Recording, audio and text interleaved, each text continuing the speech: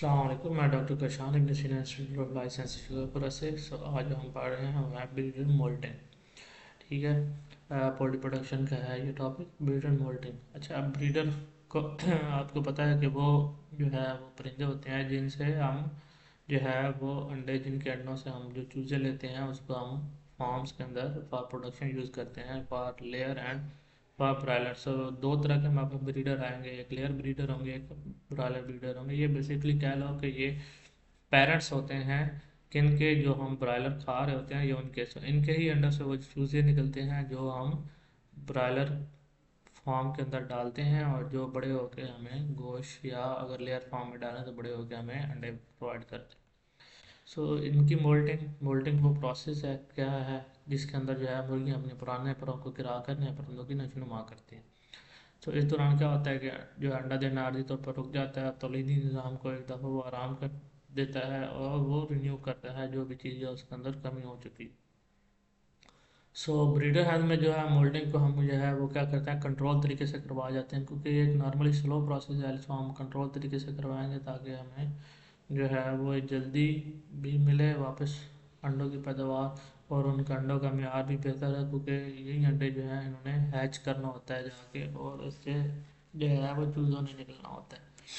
सो हम ब्रीडर की मोल्डिंग की अहमियत क्या है, ठीक है, इसमें अंडों की पैदावार में फिर एक इजाफा होता है, ठीक है। और मोल्डिंग के बाद जो मुर्गियाँ हैं वो ज़्यादातर जो है वो बेहतर म्यार के अंडे देती हैं। अंडों के खोल की मजबूती होती है, ठीक है, और जो अंडों का खोल होता है मजबूत होता है, सो डेफिनेटली जो आगे उससे चूज़ा आएगा उस वो प्रॉपर तरीके से हैच होगा।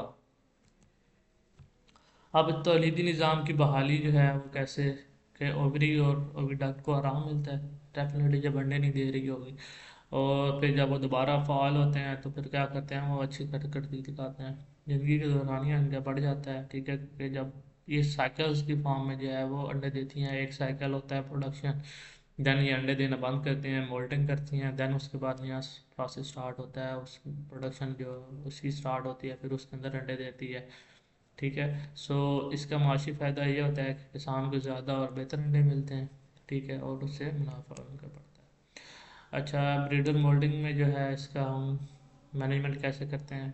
एक तो सेहतमंद और मतवाज़न खुराक दी जाए, शेड को साफ और जरासीम से पाक रखा जाए, रोशनी और जरा रखो का कंट्रोल जो है वो यकीनी बनाया जाए, क्योंकि ये इस दौरान जो है टेम्परेचर को खसूसी, क्योंकि अपने फर वगैरह मतलब पंख वगैरह सारे ऊपर से गिरा रही होती हैं, सो टेम्परेचर कंट्रोल रखना चाहिए हमें। उसके बाद इसकी खुराक में जो है हम क्या है कि प्रोटीन और मादनियात की मकदार को कंट्रोल करते हैं, ठीक है, ताकि जो है वो तौलीदी निज़ाम को आराम मिले, ठीक है।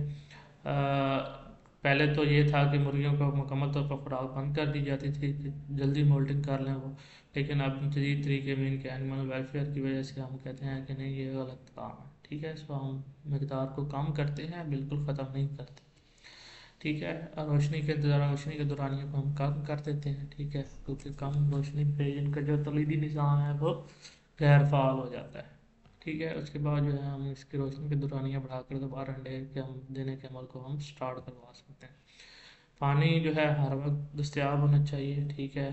शेड में वेंटिलेशन सिस्टम होना चाहिए, सफाई का ख़ास ख्याल रखा जाए, और जो मुर्गियों हैं उनको आरामदेह माहौल फराहम किया जाए। मज़ीद आप लोगों को सवाल हो तो पूछ सकते हैं। अल्लाह हाफ़िज़।